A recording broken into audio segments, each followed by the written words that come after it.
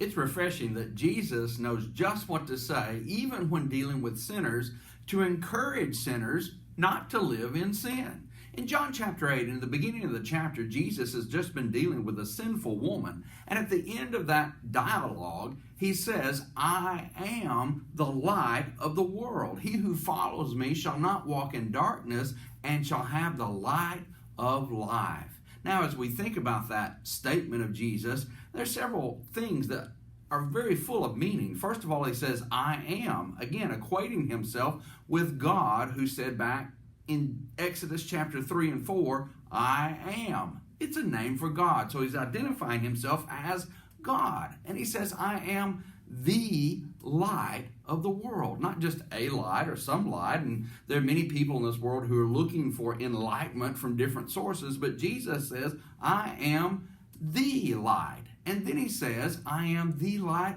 of the world. Jesus does not narrow his influence or his light to just one small group of people. He says, I am the light of the world. Jesus came as a universal Savior.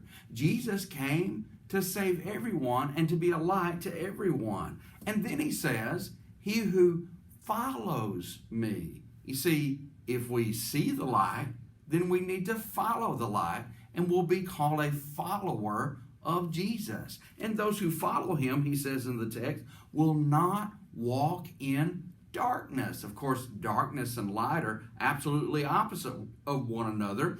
And I don't know about you, but I don't like to walk around in darkness. It can be scary. You can't see the obstacles. You can't see the things that might interfere with you getting to where you want to go. I don't even like to walk around in my own house in the dark, and I've lived there long enough to kind of know where everything is. We like to be in the light.